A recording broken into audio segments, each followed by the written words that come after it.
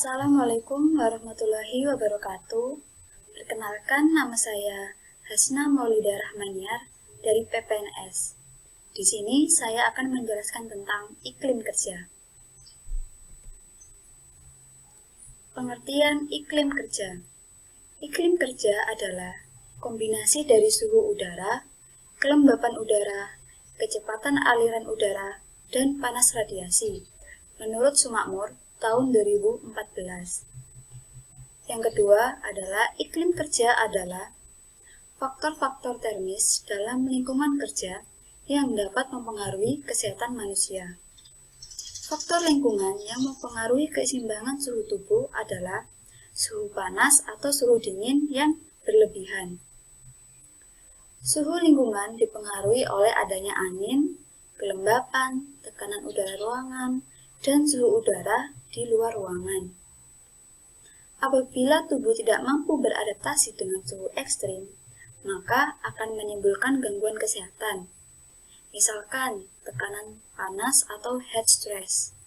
Tekanan panas sendiri ialah pengaruh suhu luar yang dapat menimbulkan kenaikan suhu tubuh. Kenaikan tersebut dipengaruhi karena terganggunya sistem pengaturan keseimbangan suhu dalam tubuh. Suhu kulit meningkat disertai pelebaran pembuluh darah. Dalam jangka waktu yang lama, dapat mengakibatkan terganggunya peredaran darah ke organ-organ yang penting. Keluarnya keringat dalam jumlah yang besar terjadi untuk menetralisir peningkatan suhu pada kulit. Keringat yang keluar terlalu banyak dapat menyebabkan kelenjar keringat tidak mampu berproduksi. Terganggunya sistem pengaturan tubuh secara keseluruhan dapat menimbulkan heat stroke. Selanjutnya, ada peraturan terkait iklim kerja. Nah, di sini ada tabel nilai ambang batas iklim kerja atau NAB.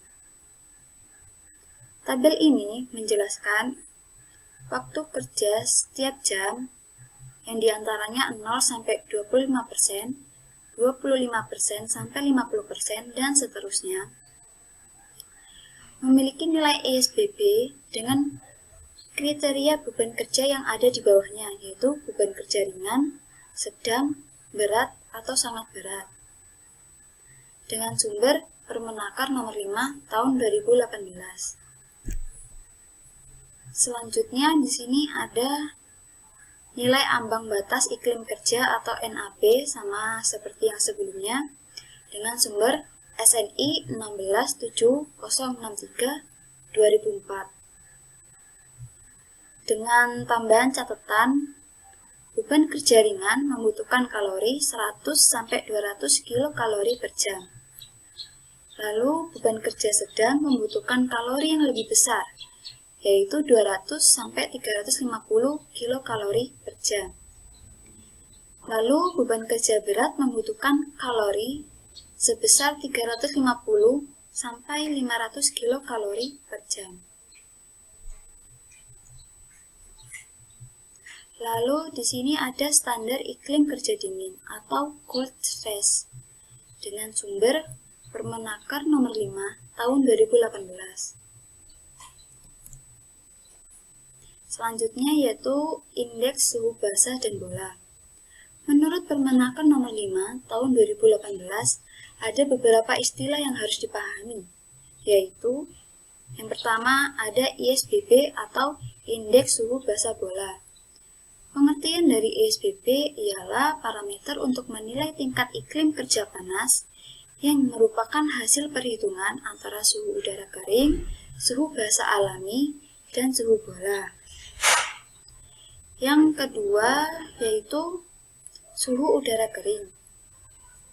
Suhu udara kering yaitu suhu yang ditunjukkan oleh termometer suhu kering. Nah, ini gambar untuk termometer suhu kering. Yang ketiga yaitu suhu basah alami.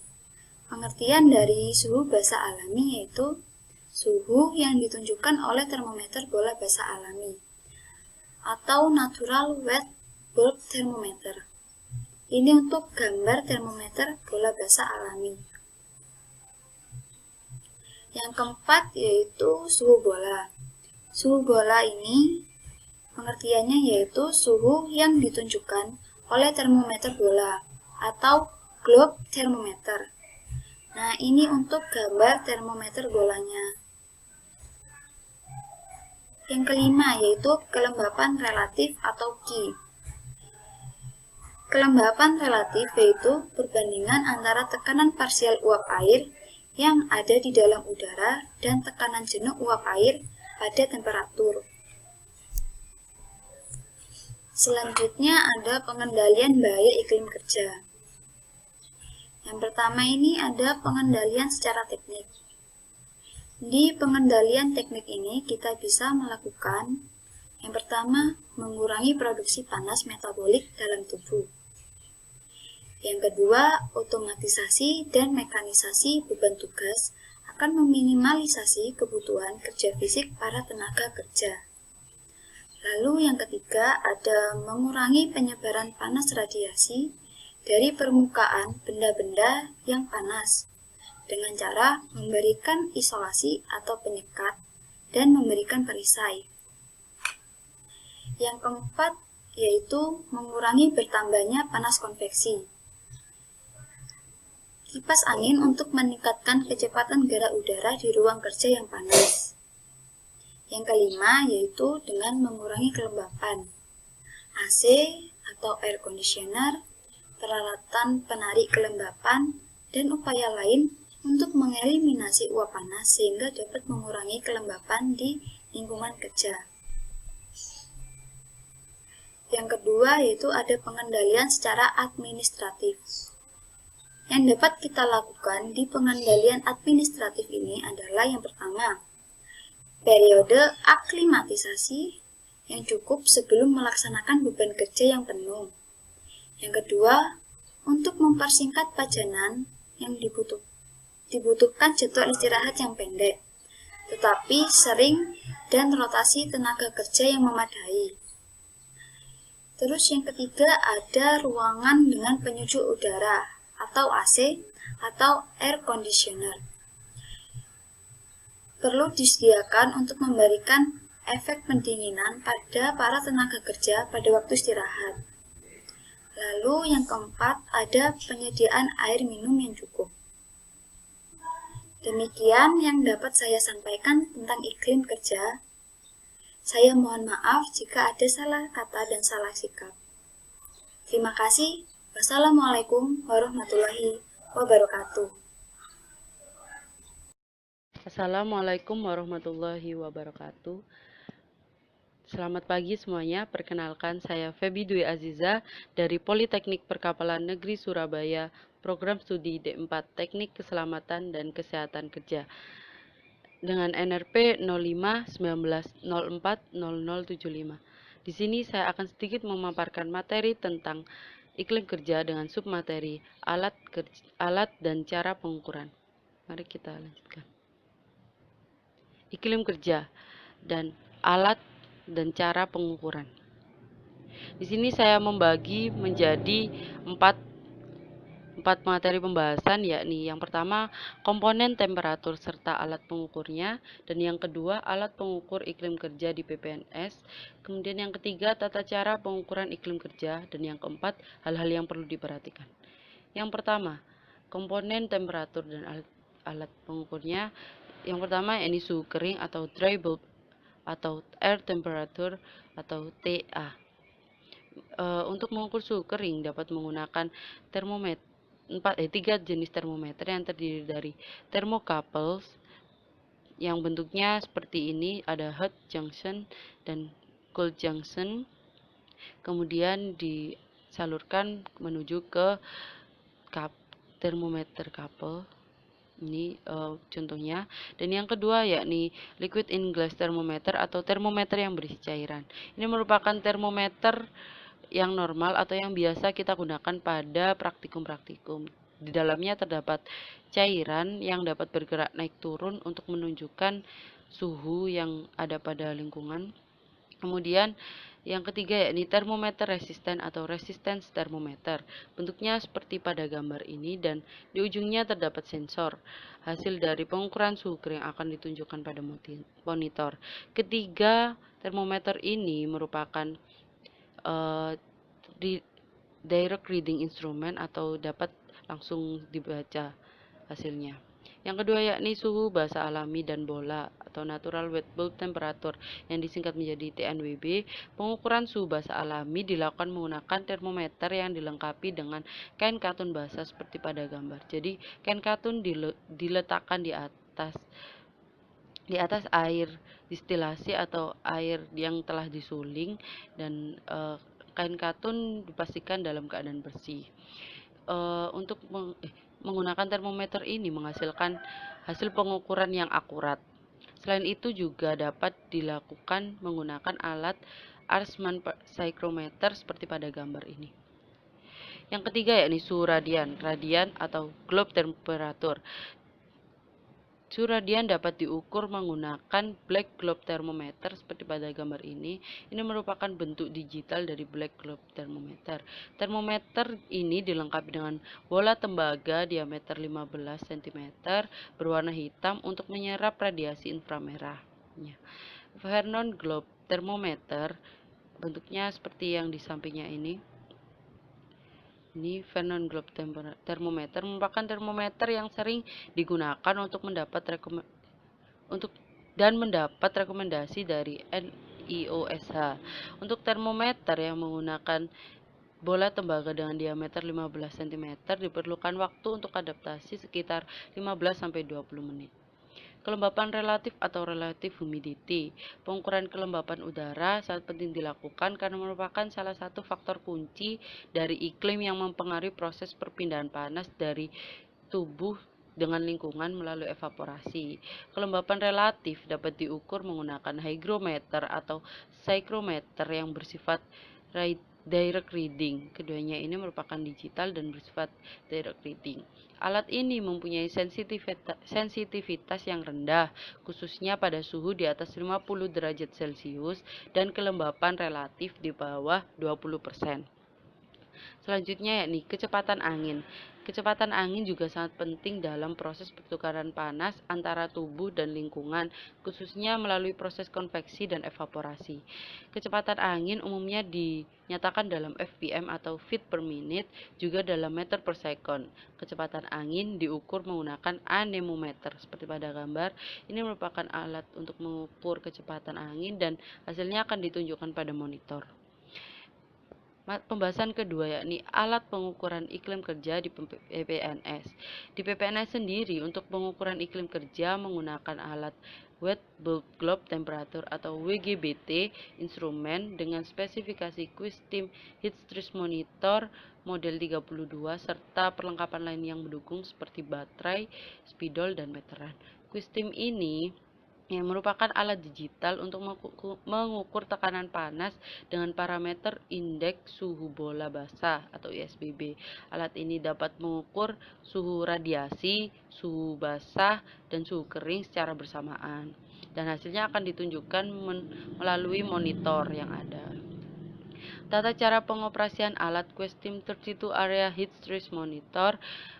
Yang pertama yakni menekan tombol I atau O Enter untuk menyalakan dan menuju menu setup untuk memilih bahasa berbeda apabila bahasa yang digunakan tidak dapat kalian pahami. Yang kedua yakni menekan tombol I atau O Enter untuk memilih opsi lain. Yang ketiga yakni menekan tombol I atau O Enter untuk melihat hasil pengukuran. Yang keempat yakni dapat menggunakan tombol naik dan turun untuk melihat hasil sebelumnya maupun sesudahnya. Yang terakhir yakni untuk kembali pada menu utama, kalian dapat menekan tombol run atau stop. Selanjutnya, pembahasan selanjutnya yakni cara pengukuran iklim kerja. Ada 4 cara. Yang pertama yakni penentuan titik pengukuran. Secara umum, jumlah titik pengukuran dipengaruhi oleh jumlah sumber panas dan luas area. Namun, Anda juga dapat menentukan melalui professional judgment atau perkiraan secara profesional, yakni dengan menetapkan setiap area dengan 5 x 5 meter diwakili oleh satu titik pengukuran. Yang kedua yakni lama pengukuran. Berdasarkan SNI 16/70/61/2004 tentang pengukuran iklim kerja berupa panas menyatakan bahwa pengukuran dilakukan sebanyak 3 kali. Yang pertama yakni awal shift, yang kedua pertengahan shift, dan yang ketiga shift terakhir atau akhir shift. Kemudian menurut OSHA Technical Manual, lama pengukuran indeks WBGT dapat dilakukan secara kontinu, yakni selama 8 jam kerja atau dalam waktu-waktu pemaparan tertentu. Yang ketiga yakni langkah pengukuran dibagi menjadi 3 tahap, yakni tahap persiapan, tahap pengukuran, dan tahap setelah pengukuran yang akan kita bahas lebih lanjut di slide selanjutnya. Yang keempat yakni interpretasi hasil pengukuran. Setelah diperoleh hasil, kita dapat melakukan analisa dengan membandingkan hasil pengukuran dengan standar atau peraturan yang berlaku. Namun, kita juga memerlukan beberapa data lain seperti data tentang beban kerja dan metabolic rate, serta data tentang jenis pakaian kerja yang digunakan, juga data tentang work and recovery cycle. Langkah pengukuran ada 3 tahap. Yang pertama tahap persiapan, yakni mempersiapkan perlengkapan yang akan digunakan, memastikan alat dalam kondisi baik dan berfungsi dengan baik. Untuk alat WBGT, pastikan masih dalam masa kalibrasi. Kemudian memeriksa apakah daya baterai yang ada pada alat masih memadai. Anda dapat melihat lebih lanjut di buku panduan manual. Yang keempat, melakukan kalibrasi internal dengan alat kalibrasi yang tersedia, dan perbedaan pembacaan ukuran pada kalibrasi dengan alat tidak boleh lebih dari 0,5. Kemudian mengatur tanggal, waktu, bahasa, dan satuan pengukur serta logging rate dan heat index agar sesuai dengan ketentuan yang ada. Tahap yang kedua yakni tahap pengukuran. Yang pertama, letakkan alat pada titik pengukuran dan sesuaikan ketinggian sensor dengan kondisi pekerja. Yang kedua, buka tutup termometer suhu basa alami dan tutup ujung termometer dengan kain katun yang sudah disediakan. Jangan lupa basahi kain katun dengan aquadis secukupnya dan pastikan aquadis yang ada pada alat cukup untuk melakukan pengukuran agar pengukuran tidak berhenti di tengah jalan. Ya, kalian dapat membuka tutup ini dan isi ini dengan aquades mencukupi dan kain katun basah diletakkan di sini seperti itu. Kemudian nyalakan alat dan biarkan alat selama beberapa menit untuk proses adaptasi dengan kondisi titik pengukuran. Untuk alat dengan bola tembaga berdiameter 15 cm memerlukan waktu adaptasi 15-20 menit. Kemudian setelah beradaptasi, aktifkan tombol logging atau proses penyimpanan data, dan data temperatur lingkungan akan disimpan secara otomatis dalam alat berdasarkan kelipatan waktu yang digunakan atau logging rate. Kemudian waktu untuk pengukuran jangan lupa dimulai setelah proses logging berjalan. Biarkan alat di titik pengukuran sesuai dengan waktu pengukuran yang diinginkan. Setelah selesai, kalian dapat memindahkan alat ke titik pengukuran lain, atau jika memang tidak diperlukan lagi, kalian dapat memindah data yang sudah didapatkan ke komputer atau langsung dicetak print. Apabila pengukuran ke titik lain memerlukan pemindahan data, maka langkah pengukuran diulang dari langkah ketiga. Yang ketiga ini tahap setelah pengukuran. Setelah melakukan pengukuran, maka data hasil pengukuran dapat dihitung dengan menggunakan rumus sebagai berikut. Ada 3 rumus, yakni untuk lingkungan kerja outdoor atau terpapar matahari langsung, WBGT sama dengan 0,7 TNWB atau suhu basa alami plus 0,2 TG atau suhu radian plus 0,1 TA atau suhu kering. Untuk lingkungan kerja yang indoor atau tidak terpapar cahaya matahari secara langsung, WBGT sama dengan 0,7 suhu basa alami plus 0,3 suhu kering. Untuk pengukuran yang dilakukan secara intermiten, maka dihitung WBGT rata-rata, dan rumusnya terdapat pada gambar ini. Kemudian hal-hal yang perlu diperhatikan. Yang pertama, peletakan alat harus pada posisi yang aman. Waspadai agar jangan sampai bergetar, bergoyang, atau kondisi lain yang membahayakan. Yang kedua, letakkan alat pada titik pengukuran yang tidak mengganggu aktivitas pekerja. Jangan sampai mengganggu aktivitas pekerja yang ada di lingkungan kerja. Yang ketiga, operator harus memperhatikan aspek keselamatan keselamatan diri saat melakukan pengukuran. Bila memang diperlukan, gunakanlah alat pelindung diri sesuai dengan kondisi. Yang keempat, berkoordinasi dengan pekerja dan penanggung jawab area untuk kelancaran proses pengukuran. Jangan lupa memberitahukan kepada pekerja dan membuat perizinan dengan penanggung jawab area. Yang kelima untuk mendapatkan jumlah data yang diinginkan, maka sebaiknya operator melebihkan waktu pengukuran. Jangan lupa lebihkan waktu agar tidak terburu-buru dan mendapatkan hasil yang tidak sesuai. Ya, itu tadi pemaparan sedikit dari saya. Kurang lebihnya mohon dimaafkan dan jangan lupa berikan pertanyaan. Terima kasih dan sampai jumpa. Assalamualaikum warahmatullahi wabarakatuh. Perkenalkan, nama saya Dwi Alamagareza dari Prodi Teknik Keselamatan dan Kesehatan Kerja dari Politeknik Perkapalan Negeri Surabaya. Pada kesempatan kali ini, saya akan menjelaskan mengenai perhitungan pada bab iklim kerja. Kita langsung saja. Perhitungan pada iklim kerja. Di sini saya membagi menjadi 4 bagian. Yang pertama, NAP iklim kerja. Yang kedua, beban kerja. Yang ketiga, kategori pekerjaan. Dan yang keempat, perhitungan RH dan ISBB. Yang pertama, NAP iklim kerja. Pada tabel NAP iklim kerja ini dibagi menjadi 2 kolom.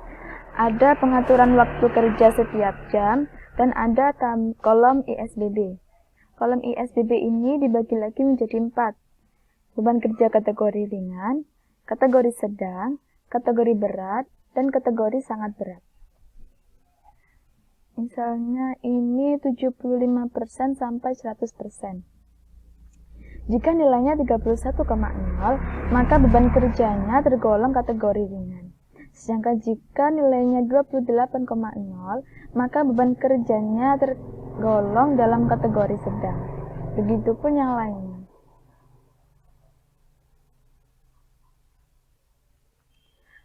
Selanjutnya ada beban kerja.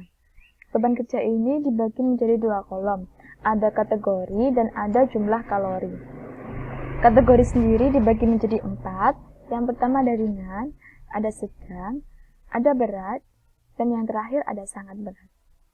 Untuk kategori ringan sendiri memiliki jumlah kalori kurang dari 200 kcal per jam. Kategori sedang memiliki jumlah kalori 200 sampai 350 kcal per jam.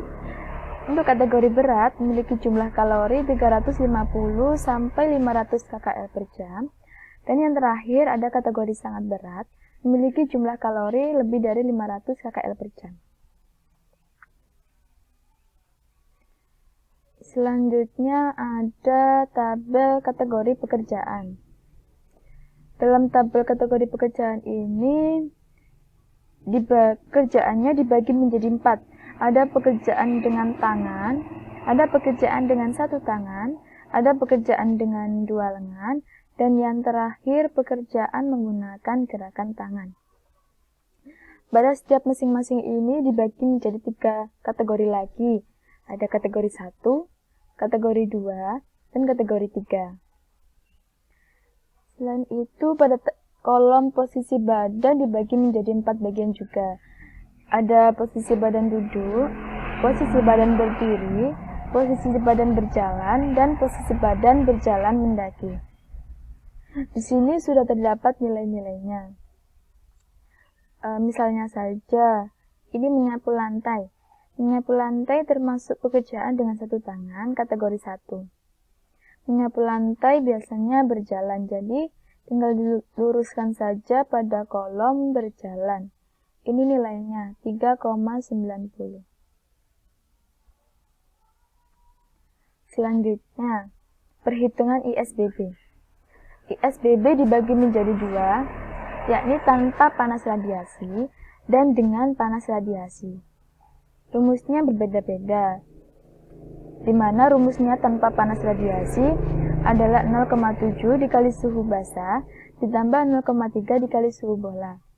Sedangkan dengan panas radiasi, rumusnya 0,7 dikali suhu basah ditambah 0,2 dikali suhu bola dan ditambah lagi 0,1 dikali suhu kering.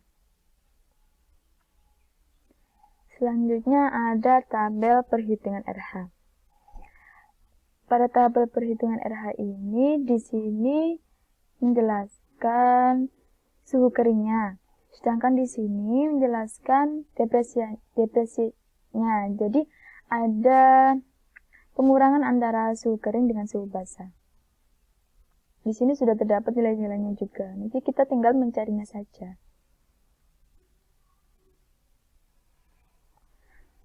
Kita masuk ke contoh soal. Bu Lastri merupakan salah satu karyawan di PT Benang Rebut yang berusia 35 tahun dengan berat badan 55 kg. Pada ruangan di pabrik tempat Bu Lastri bekerja memiliki suhu bola 29 derajat Celcius, suhu kering 31 derajat Celcius, dan suhu basah 28 derajat Celcius.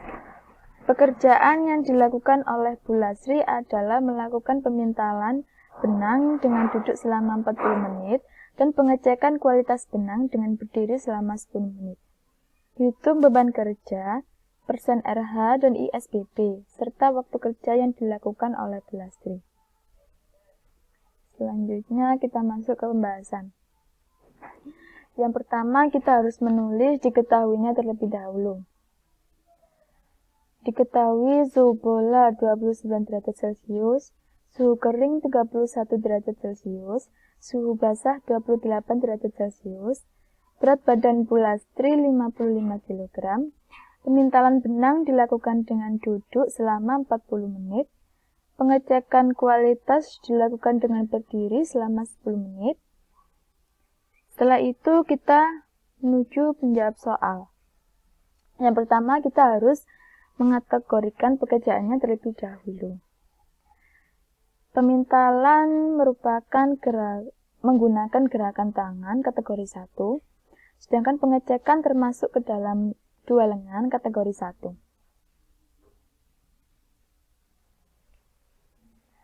Selanjutnya menghitung delta T. Delta T rumusnya suhu kering dikurangi suhu basah. Suhu kering tadi diketahui 31 derajat Celcius, suhu basahnya 28 derajat Celcius. Tinggal mengurangi saja, jadi hasilnya 3 derajat Celcius. Berdasarkan tabel RH dengan suhu kering 31 derajat Celcius dengan delta T3, maka persen RH-nya adalah 80%. Kita coba buktikan. Tadi suhu keringnya 31 derajat Celcius. Di sini tidak ada 31 derajat Celcius, jadi saya bulatkan ke atas menjadi 32,5. Terus tadi delta T-nya adalah 3. Jadi kita tinggal meluruskan saja. 32,5 sama 3. Ini ketemu 80. Jadi tadi sudah benar. Persen RH-nya adalah 80%. Selanjutnya menghitung rata BK. Rata BK ini rumusnya beban kerja 1 dikali waktu 1 ditambah beban kerja kedua dikali waktu kedua dibagi waktu pertama ditambah waktu kedua dikali 60. Ini tadi kita tinggal mencari tabelnya saja. 4,05 dikali 40 ditambah 1,85 dikali 10 dibagi 40 ditambah 10 dikali 60. Sama dengan 162 ditambah 18,5 dibagi 50 dikali 60. Sama dengan 180,5 dibagi 50 dikali 60. Sama dengan 216,6 kcal per jam. Selanjutnya menghitung metabolisme basal. Untuk wanita, MB-nya dikali berat badan dikali 0,9. Jadi di berat badan Bu Lasri 55 kg dikali 0,9. Hasilnya 49,5 kcal per jam. Total BK-nya adalah penjumlahan dari rata BK ditambah metabolisme basal. Hasilnya 266,1 kcal per jam. Ini termasuk ke dalam kategori sedang.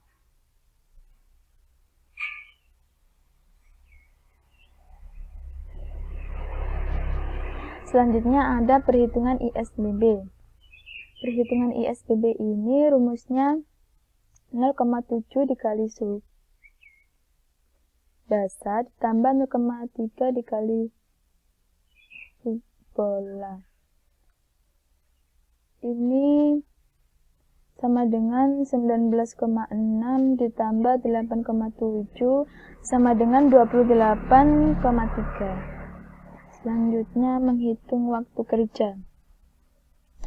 Waktu kerja ini adalah yang 50 ini adalah jumlah waktu itu. Kan tadi 40 menit ditambah 10 menit, jadi 50 menit. Ini per 60 diasumsikan selama 1 jam sama dengan 60 menit, dikali 100%. Sama dengan 83,33%. Jadi, iklim kerja tersebut sudah sesuai dengan standar Permenaker nomor 5 tahun 2018. Karena presentasi waktu 83,33% dengan tingkat beban kerja sedang memiliki nilai ISBB 28,3 dibulatkan jadi 28. Sekian dari saya. Terima kasih. Wassalamualaikum warahmatullahi wabarakatuh. Assalamualaikum warahmatullahi wabarakatuh. Perkenalkan, nama saya Ahmad Ansori Wijaya dari Program Studi Teknik Keselamatan dan Kesehatan Kerja Politeknik Perkapalan Negeri Surabaya. Sini akan saya menjelaskan dari subbab dari topik iklim kerja, dan subbabnya adalah penyakit akibat kerja. Dalam iklim kerja terdapat PAK atau penyakit akibat kerja yang terdiri dari dua, yaitu dari panas yang ekstrim dan dingin yang ekstrim. Jadi pekerja seharusnya bekerja pada suhu yang di atas batas kritis dari suhu dingin dan di bawah suhu ekstrim dari panas,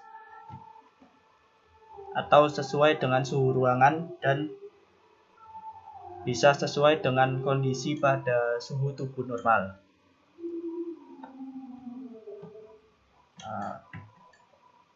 Pada pekerja atau kita sebagai manusia adalah termasuk ke dalam makhluk homoiderm atau makhluk hidup, atau termasuk animalia mamalia, hewan yang berdarah panas, yaitu cenderung stabil pada suhu tubuh dan temperatur tubuh, bisa lebih mudah beradaptasi untuk menyesuaikan suhu ruangan pada lingkungan sekitar. Pada kali ini saya akan menjelaskan macam-macam dari penyakit akibat kerja yang berupa dari ekstrim dingin yang ekstrim. Salah satunya adalah hipotermia. Dalam hipotermia, orang yang terkena hipotermia biasanya akan mengalami gangguan kesehatan dan tubuh seperti berupa menggigil atau lebih sulit berbicara, slurred speech, dan international behavior atau sulit berpikir atau lambat, lalu slow heart rate atau menurunnya frekuensi dari detak jantung, lalu kedinginan menggigil, lalu mati rasa dari sistem sarafnya sudah tidak bisa berfungsi. Jika terluka maka tidak akan merasakan rasa sakit.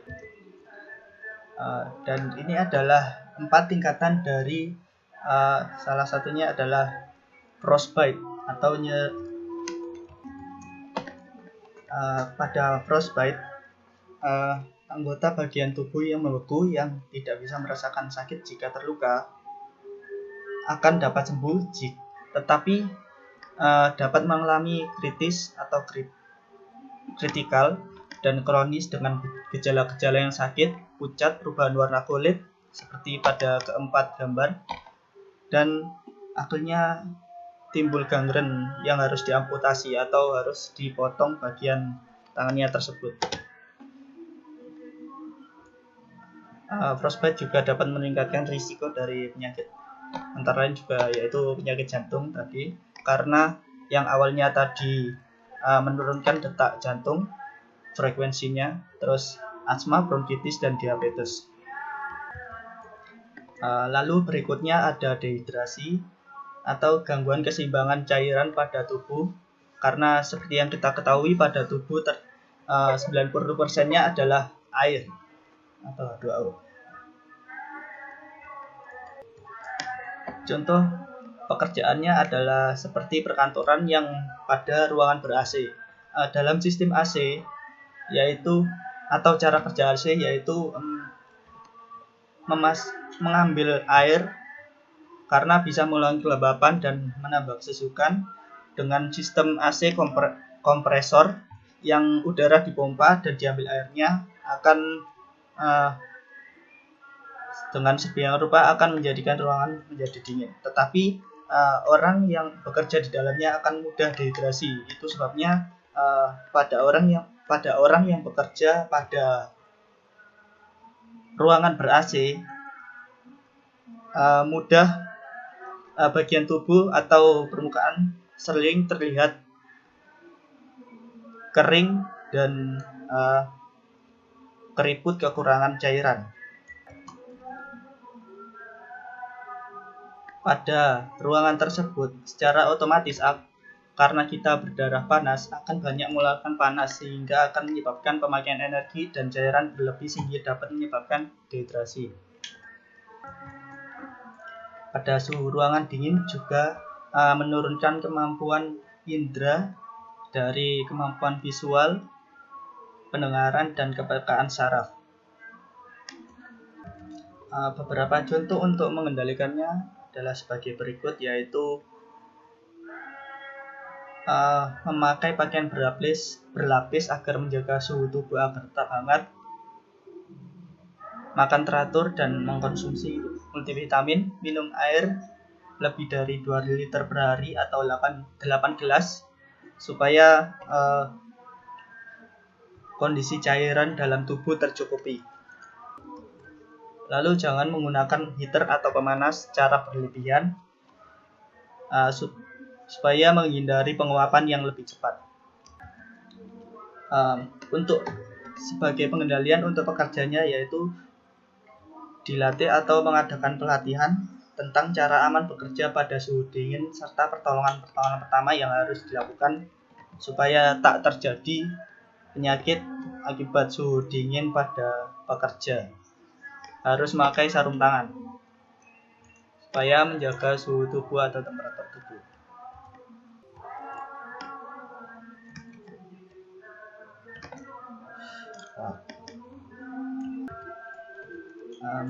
Dalam Permenaker nomor 5 tahun 2018 pada pasal 9 atau pengukuran dan pengendalian iklim kerja sebagaimana dimaksud dalam pasal 8 ayat 1 huruf A harus dilakukan pada tempat kerja yang memiliki sumber bahaya tekanan panas dan dingin. Tempat kerja yang memiliki tempat kerja yang mempunyai sumber daya bahaya tekanan panas bagaimana dimaksud pada ayat 1 merupakan tempat kerja yang terdapat sumber panas dan atau memiliki ventilasi yang tak memadai.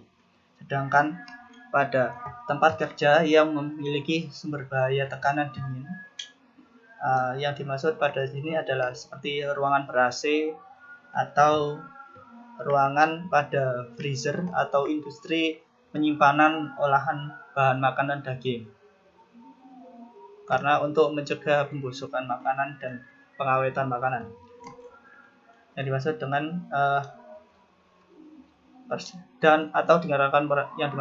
oleh karena itu yang dimaksudkan dalam dikarenakan persyaratan operasi.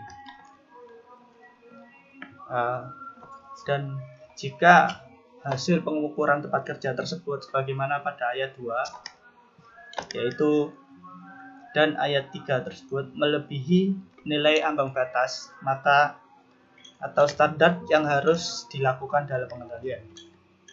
Maka pengendalian yang dimaksud yang seperti yang lalu atau yang tadi yaitu menghilangkan sumber dingin pada tempat tersebut atau meningkatkan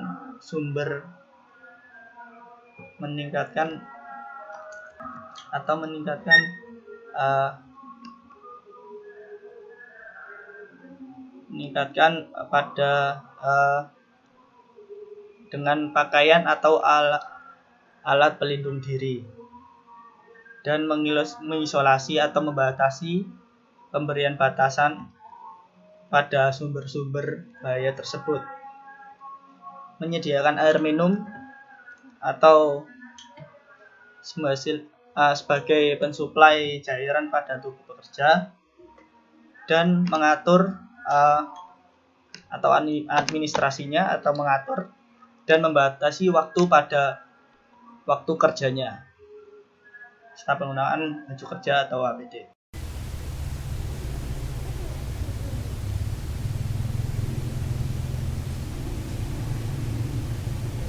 Assalamualaikum warahmatullahi wabarakatuh.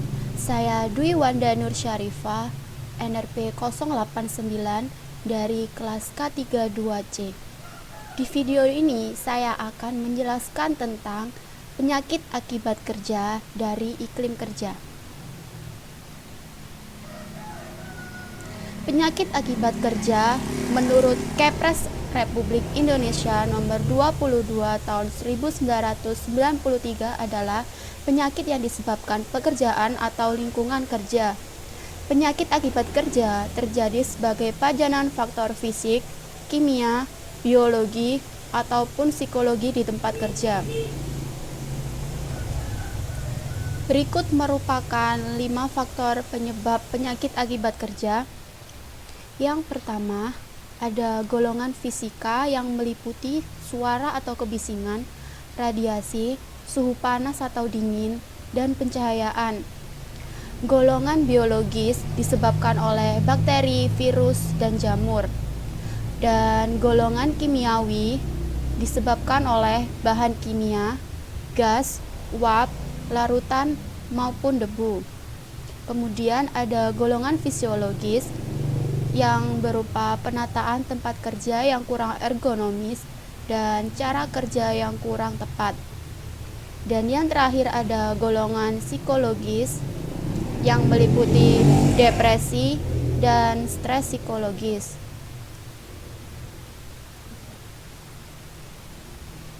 Di penyakit akibat kerja dari iklim kerja, saya akan menjelaskan tentang cuaca ekstrim, yaitu panas. Jadi, tubuh itu memiliki sistem pengaturan suhu yang terdiri dari reseptor pada kulit, integrator pada hipotalamus, dan efektor sistem yang mengatur produksi panas. Jadi, cuaca panas atau suhu ekstrim dapat menyebabkan suhu tubuh yang meningkat. Suhu tubuh yang meningkat tajam akan membuat tubuh bekerja lebih keras untuk mempertahankan keadaan seimbang atau homeostasis. Meningkatnya suhu tubuh dapat menyebabkan beberapa penyakit akibat panas atau yang disebut dengan health illness. Berikut merupakan rangkaian health illness yang akan saya jelaskan pada slide-slide berikutnya. Yang pertama yaitu head cramps, kemudian ada head syncope, yang ketiga ada head exhausted, yang keempat ada head stroke. Jadi kita bahas yang pertama yaitu head cramps. Head cramps merupakan penyakit yang disebabkan oleh adanya peningkatan panas tubuh. Pada umumnya terjadi pada individu yang mengalami dehidrasi 4%. Jika seseorang mengalami gejala kram, otot menjadi tegang, nyeri, terus suhu tubuh di atas normal kisaran 37-40 derajat Celcius, diharapkan untuk segera meminum air secukupnya sehingga tidak mengalami dehidrasi dan tidak memicu adanya penyakit head cramps. Kemudian ada head syncope. Head syncope merupakan rangkaian head illness sesudah head cramps. Jadi sudah mengalami tahap yang sedang. Pada tahap ini, individu yang mengalami head syncope dapat mengalami kehilangan kesadaran. Jadi sebelum mengalami kehilangan kesadaran, seseorang yang mengalami head syncope akan mengalami gejala denyut nadi menurun dan wajah berubah menjadi pucat. Kemudian jika tidak ditangani dengan lanjut, maka berakibat mengalami kehilangan kesadaran atau pingsan. Kemudian ada head exhausted atau kelelahan akibat panas, merupakan kondisi yang terjadi akibat terkena atau terpapar panas selama berjam-jam. Gejala yang ditimbulkan yaitu kelelahan, kecemasan, tekanan darah menurun, denyut nadi melambat, suhu tubuh di atas normal kisaran 37-40 derajat Celcius, mual, dan mengalami muntah. Ketika pekerja berada di kondisi yang cuaca yang ekstrim, yang panas, selama berjam-jam dan mengalami gejala tersebut, diharapkan segera beristirahat dan diistirahatkan di tempat yang sejuk agar tidak mengalami head exhausted. Kemudian ada head stroke, merupakan fase paling akut atau parah dari head illness. Head stroke terjadi akibat hiponatremia. Berpotensi terjadi pada saat seseorang yang bekerja dengan intensitas yang tinggi dalam waktu yang lama di suhu relatif tinggi pula. Gejala yang dialami yaitu kejang-kejang, koma, sakit kepala, kulit kering hingga basah, dan suhu tubuh di atas 40 derajat Celcius, lebih tinggi dari head cramps dan head exhausted. Berikut merupakan pencegahan head illness. Yang pertama, cukupi kebutuhan air harian, setidaknya 30 ml kali berat badan per kilogram untuk menjaga status hidrasi. Misalnya berat badan 50 kg, kurang lebih membutuhkan air 1500 ml atau setara dengan 1,5 liter. Kebutuhan meningkat sesuai dengan pekerjaan yang dijalankan. Jadi ketika pekerjaan semakin berat, kebutuhan air juga semakin berat, dan sempatkan pula mengonsumsi air saat sedang bekerja setiap 10-15 menit sekali. Jika bekerja selama 1 jam, kurang lebih minum air sebanyak 4-5 kali, secukupnya saja. Yang kedua, konsumsi cairan isotonik apabila kehilangan cairan tubuh disertai dengan kehilangan sodium atau keringat rasa asin. Yang ketiga, hindari menggunakan baju yang tebal saat berkegiatan agar panas tubuh dapat dikeluarkan. Jadi faktor pakaian juga dapat menghambat pengeluaran panas dalam tubuh. Yang keempat, lakukan latihan secara berkala sebelum mengikuti acara-acara dan kegiatan berat tertentu kurang lebih 2-3 minggu sebelumnya. Yang terakhir, melakukan pengecekan suhu tubuh secara berkala. Melakukan pengecekan suhu tubuh sangat disarankan karena kondisi ini hanya kita sendiri yang tahu, sehingga semua yang dilihat oleh orang tidak dapat diketahui oleh diri kita sendiri. Jadi melakukan pengecekan pada yang ahlinya juga sangat dibutuhkan. Dari penjelasan tersebut dapat disimpulkan bahwa dehidrasi dan bekerja di lingkungan yang panas dapat meningkatkan risiko terkena head illness seperti head cramps, head syncope, head exhaustion, dan head stroke. Dan disarankan untuk mencukupi kebutuhan cairan agar terhindar dari risiko tersebut. Segera menghubungi ahlinya apabila mengalami head illness karena dapat berpotensi fatal. Dan disarankan pula jika telah mengalami gejala seperti kejang-kejang, sudah berkeringat, panas dingin, dan suhu tubuh meningkat, segera mengistirahatkan diri di tempat yang sejuk. Dan tetap utamakan keselamatan dan kesehatan kerja. Sekian penjelasan dari saya. Apabila ada salah kata, mohon maaf. Semoga bermanfaat. Terima kasih.